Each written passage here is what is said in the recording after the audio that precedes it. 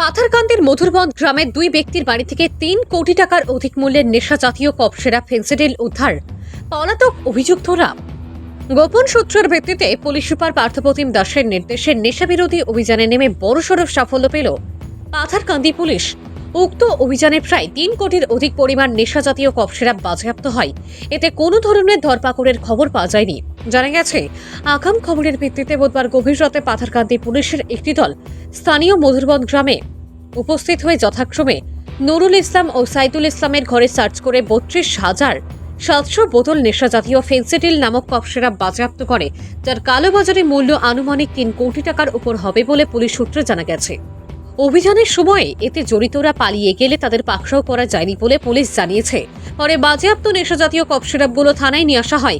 এ কাণ্ডে পুলিশ নিজ থেকে সুনির্দিষ্ট ধারায় মামলা হাতে নিয়ে এতে জড়িতদের ধরতে সব দিকে জাল বেছানোর খবর পাওয়া গেছে। ধারণা করা হচ্ছে নেশা সামগ্রীগুলো এখানে মজুত রেখে সুযোগ বুঝে অন্যত্র পাচারের উদ্দেশ্যে ছিল।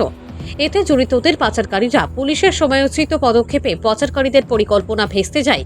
এতে সন্তোষ প্রকাশ করেছেন এলাকার সচেতন মহল।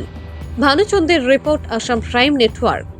আমি এটা ইনপুট পাইছিলো পাথাৰকান্দি মধুৰবন গাঁৱত এটা দুটা ঘৰত কফ চিৰাপ থকা বুলি। সেইমতে আমাৰ পাথাৰকান্দি PSৰ ষ্টাফ তাতে গ'ল। পুৱা 2মান বজাত তাত গৈ পাইছে। তাত আমি দুটা ঘৰত চাৰ্চ কৰিছোঁ। এটা ঘৰ হ'ল নুৰুল হক আৰু এটা চাহিদুল হক।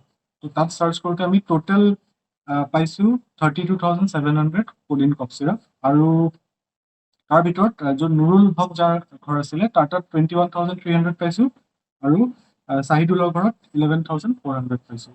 আৰু ইয়াৰ বজাৰ মূল্য 3 কোটি টকা হ'ব। এইটো ক'ত নিয়াৰ কাৰণে তেওঁলোকে এইটো কৰিছিলে? একচুৱেলি কৰিমগঞ্জ ডিষ্ট্ৰিক্টটো এইটো এটা ইণ্টাৰনেশ্যনেল ৰুটে হয় আমাৰ, যোনটো বাংলাদেশত কফ চিৰাপটো বহুত মানে ইলিগেলি ট্ৰান্সপৰ্ট হয়। সেইটো মতে ত্ৰিপুৰা হয় বাংলাদেশ যাব লগা আছিলে।